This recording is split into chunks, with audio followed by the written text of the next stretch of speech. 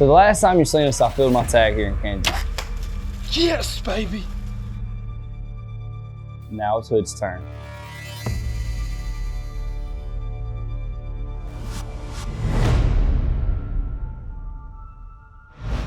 Matthew killed one of the biggest bucks of his life, and he finally broke the Kansas curse the night before I got there. So when Hood gets to camp, he's looking at my footage and he asked me about the deer I seen the first morning. I told him where he was and that's where he wanted to go. So the next morning, I set up at a different stand because the wind wasn't right at the stand that he saw the buck the other morning. And it wasn't very long, and I started seeing a bunch of deer. This time of the year, bucks are hitting food sources hard because they're run down after the rut. And thankfully, I'm hunting in Kansas where you can hunt over feed.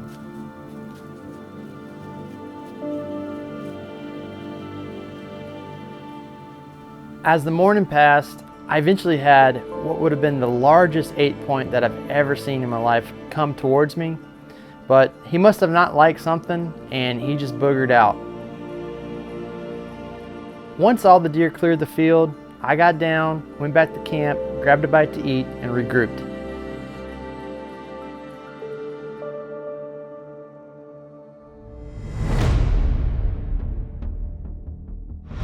The wind wasn't in my favor to hunt the same stand that afternoon, so Lucas told me that I needed to go hunt this really big cut bean field that he was seeing a bunch of really nice deer in.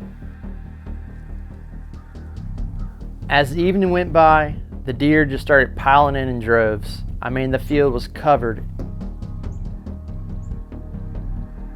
And it wasn't too long, and I had some pretty nice up-and-comers in front of me, but there was no shooters that showed up that evening. So once it got dark, I slipped out of there and I got back to camp for a good night's rest.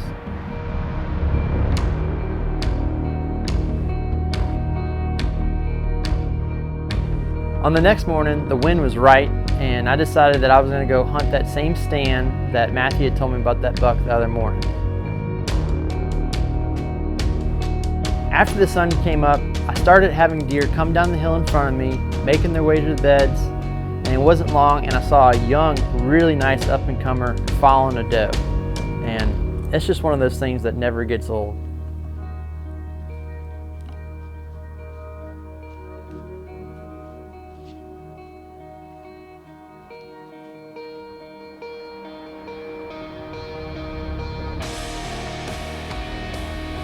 At about 10 o'clock, the wind started to shift and it was time to get down. I got back to camp, grabbed a bite to eat, regrouped for an all afternoon sit at the stand that I encountered that really nice buck the morning before.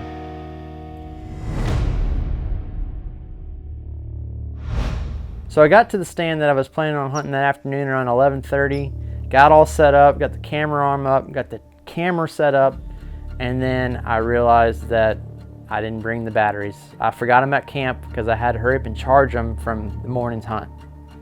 Thankfully, I did pack my Hero 5 and my GoPro Fusion that was on my bow, and I made the best of it. And as the day progressed, I started to finally start seeing bigger deer and older deer.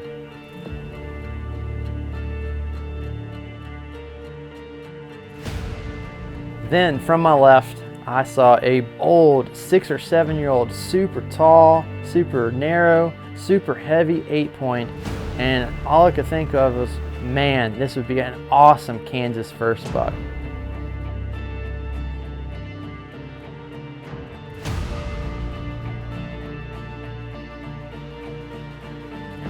So while I was waiting for him to settle in and get situated, I heard something over my right shoulder on the hill above me, and I kind of glanced over there, and I couldn't believe what I was seeing.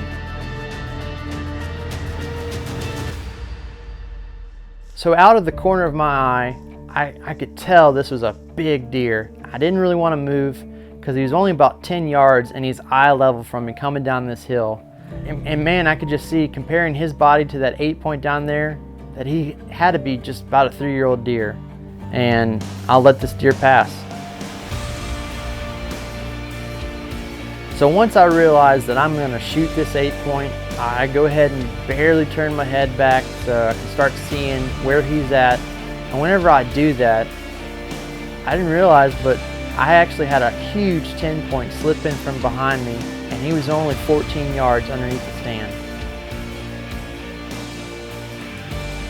So it was at this point I realized that my hunt just went from going after this 8-point to shooting this 10-point that's only 14 yards.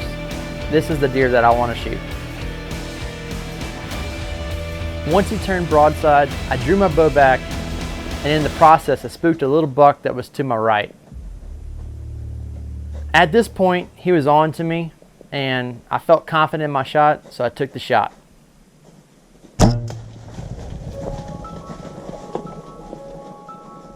After reviewing the footage, I felt really good about my shot placement, but just to play it safe, I waited till the next morning to go track my deer.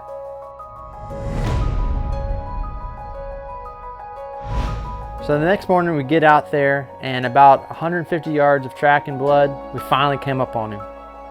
Man, what a beautiful buck. I am just totally blessed to have the opportunity to stick an arrow in him. Didn't really go as scripted. I guess it's hunting, he never normally does. But thankfully Lucas was the bloodhound this morning. We were able to find him. Coyotes got to him last night, unfortunately, but we did the right thing and backed out when in doubt. So I can't wait to show everyone this back at home. A beautiful buck, probably close to, if not the biggest buck I've killed ever with bow. A lot to be thankful for right now. What a trip to be on, man. Matthew gets it done on his biggest whitetail, and then on Hood's second afternoon, he gets it done again on his biggest whitetail ever. I really wish I was in camp this week. Y'all don't even understand, but congratulations, guys. This by far was one of the funnest trips I've ever been on, something I'll never forget, and I can't thank Lucas enough with Headhunters Archery for letting me have the opportunity to kill a buck of a lifetime. So what a deer hood, congratulations, I'm fired up. We just pulled a double in Kansas solo filmer. What a year it's been.